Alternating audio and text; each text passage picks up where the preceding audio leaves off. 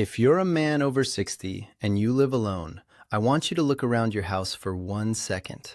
The chair you always sit in, the kitchen where you eat most of your meals, the bedroom where nobody knows if you slept well or barely slept at all, the front door that may not open for anyone for days at a time. Now, here's the part most men never think about. Living alone doesn't usually damage your health all at once. It doesn't show up like a heart attack in the middle of the night. It works quietly. It changes your meals. It changes your sleep. It changes how often you move. It changes how often someone looks you in the eye and asks, "How are you really doing?" And over time, those small changes can decide whether you stay strong, clear-minded, and independent, or whether your body starts slipping before it has to. But this video is not here to scare you, because I've seen something very different in men who age well alone. They are not always the richest men. They are not always the men with perfect genetics, and they are definitely not the men who sit around waiting for the doctor to save them. The men who do well have a system, simple things, repeatable things, things that protect the body when no one else is in the house reminding them. Today, I'm going to give you 5 of those things, and I want you to stay with me until number 1, because number 1 is the one most men ignore until life gets very quiet. It is also the one that can change everything else on this list. Before we start, comment your age below and tell me this. Do you live alone, or are you watching this for your father, husband, brother, or someone you love? I want to know who is watching with me today. I'm Dr. Young. Let's get into it. Number 5, win the first 30 minutes after you wake up. Most older men don't lose their routine in one big dramatic moment. It happens slowly. First, you stop waking up at the same time. Then breakfast becomes coffee and maybe a piece of toast. Then the morning news stays on longer than planned. Then before you know it, it's 11:30 and your body still hasn't received a clear signal that the day has started. That matters more than most people think. Your body is not just reacting to food and medicine, it is reacting to timing. Your brain wants signals: morning light, movement, a real meal, a reason to get dressed, a reason to step outside. When a man lives with someone else, these signals happen naturally. Someone else is making noise in the kitchen. Someone opens the curtains. Someone says, "Are you coming?" Someone's schedule pulls your schedule into shape. But when you live alone, nobody is coming into the room to reset your day. So you must do it yourself. Here's the rule I want you to remember. Before the house gets too comfortable, get your body into daylight. Not through a window, not from the glow of the television. Actual outdoor light. Step outside, sit on the porch, walk to the mailbox, stand in the driveway with your coffee. It doesn't need to be dramatic. You're not training for the Olympics. You are simply telling your brain the day has started. And when your brain gets that signal early, it helps everything that follows. Your energy, your sleep later that night, your mood, your appetite, your motivation to move. I once knew a man in his 70s who told me, "Doc, I don't know what happened. I wake up tired, I sit down tired, and by noon, I feel like the day is already over." When I asked him what his morning looked like, he said, "Coffee, recliner, television." That was his whole morning. No sunlight, no movement, no real breakfast, no human voice except the people arguing on TV.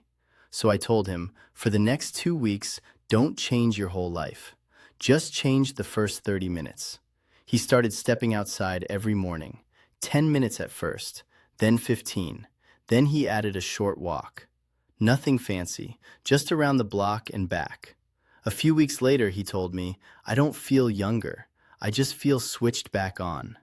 That is the phrase I want you to remember. Switched back on. So tomorrow morning, try this.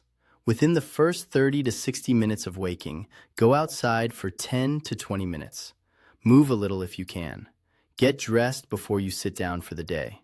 And do not let the television become the first person you spend your morning with. Because the way you start the day often decides whether you participate in the day or just watch it pass. And that brings us to number 4, because once your day starts right, your body needs the fuel to stay strong. Number 4, stop eating like muscle is optional. After 60, muscle is not about looking good in a shirt. Muscle is your independence. Muscle is getting out of a chair without rocking 3 times. Muscle is carrying groceries without needing to stop halfway. Muscle is stepping into the shower without fear. Muscle is catching yourself when your foot hits the edge of a rug. And one of the biggest problems for men who live alone is this. They often start eating smaller, weaker meals without noticing. Not because they don't care, because cooking for one feels like too much work, because appetite changes, because there's no one sitting across the table, because a sandwich feels easier, because soup feels easier, because cereal at night feels easier. But easier is not always safer. A man can lose muscle quietly for years and not notice until the day he needs strength and it is not there. The danger is not one missed meal. The danger is the new normal. Coffee for breakfast, a small lunch, a light dinner, maybe something sweet before bed. That pattern may keep you alive, but it will not keep you strong. Here's a simple rule. Every meal needs a protein anchor. Not just dinner, every meal. Breakfast should not be just toast. Add eggs, Greek yogurt, cottage cheese, turkey, sardines if you like them, a protein smoothie if chewing is difficult. Lunch should not be just crackers and tea. Add tuna, chicken, beans, leftover meat, a good soup with enough protein in it. Dinner should not be just something soft and easy. Your body still needs building material. I want you to think of protein like repair money. Every day, your body has repairs to make. Muscle repair, immune repair, tissue repair. If you do not give your body the material, it will still try to survive, but it starts cutting corners. And older men cannot afford to cut corners with muscle. One man told me, "I don't understand it. I'm not sick, but I feel weaker every year." I asked him what he ate the day before. He said, "Coffee in the morning, soup at lunch, toast at night. But I eat pretty clean." And I told him, clean is not the same as strong. That line matters. A meal can be clean and still be too weak to protect you. So here's your practical move. Pick 3 simple protein meals you can repeat without thinking. 1 breakfast, 1 lunch, 1 dinner. Don't make it complicated. Don't build your whole life around recipes. Just make sure your body sees protein more than once a day. And if you are losing weight without trying, struggling to chew, feeling full too quickly, or dealing with kidney disease or another medical condition, talk to your doctor before making big changes. But do not ignore this, because the man who protects his muscle protects his freedom. Now, number 3 is where a lot of men get fooled, because they think they're sleeping enough when their body is telling a different story. Number 3, protect your sleep like it is medicine. A lot of older men tell me, "Doc, I sleep fine." Then I ask, "Do you wake up rested?" And the answer changes. They say, "Well, not really." That matters, because sleep is not just about how many hours your eyes are closed. It is about whether your brain and body actually repair during the night. And living alone can quietly damage sleep in ways men don't connect. You stay up later because no one is going to bed beside you. You fall asleep in the chair with the TV on.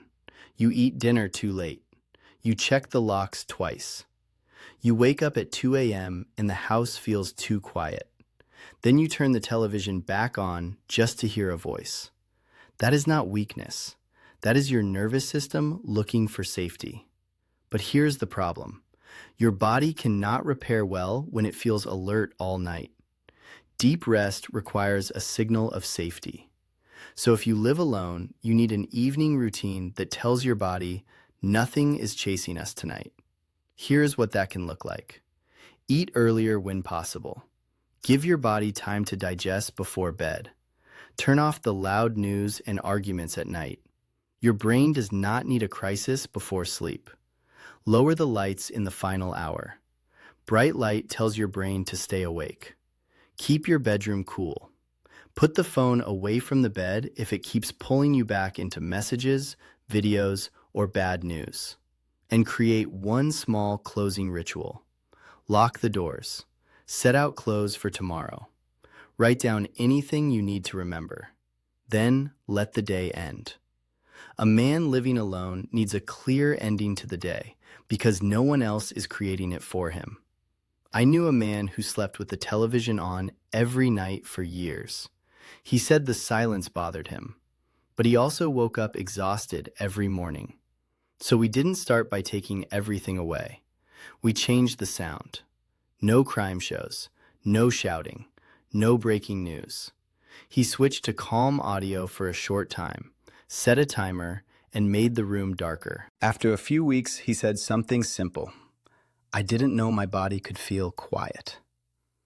That is what good sleep gives back to you, quiet inside the body.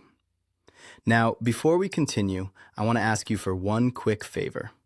If this video is speaking to your life or to someone you care about, hit the like button. It helps this video reach other older men who may be living alone and quietly struggling with these same things. And subscribe if you want practical health videos without fear, shame, or nonsense. Now stay with me, because number 2 may surprise you. Most men think walking is enough. Walking is good, but walking alone will not protect the one type of strength you may need most in an emergency. Number 2, train the strength that catches you when you fall. Let me say this clearly. Walking is one of the best habits an older man can have. Keep walking if you can. It helps your heart, your blood sugar, your mood, your joints, and your brain. But walking does not train everything. Walking mostly trains endurance. But when you trip, endurance is not what saves you. When your toe catches a step, your body has less than a second to react. You need quick strength. You need your legs to fire. You need your hips to respond. You need your arms to reach. You need your body to correct itself before the floor wins. That kind of strength fades when you do not train it. And many men do not notice it fading because everyday life hides it. You can still walk to the mailbox. You can still drive. You can still sit at the kitchen table. You can still say, I'm doing all right. Then one day you stumble, and your body does not answer fast enough. That is the moment many men realize walking was not enough. So what should you do? You do not need to become a weightlifter. You do not need a gym full of equipment. You do not need to prove anything to anyone. You need strength practice. 2 or 3 times a week, practice basic movements that protect your independence. Sit down and stand up from a sturdy chair. Push against a wall or countertop. Step up onto a low step while holding a rail. Carry something safe across the room. Practice standing tall and controlled. The key is not speed like a young man showing off. The key is intention. Stand up with purpose. Push with purpose. Step with purpose. Your body listens to what you ask it to do. If you never ask it for strength, it assumes you no longer need it. One older man told me, I walk every day. Why did I still fall? And I told him, because walking trained you to keep going forward. It did not train you to recover when life knocked you sideways. That is the difference. Now, safety matters. Use a chair. Use a wall. Use a rail. Start small. Talk to your doctor or physical therapist if you have balance problems, chest pain, dizziness, severe joint pain, or a history of falls. But do not do nothing. Because the floor is hard.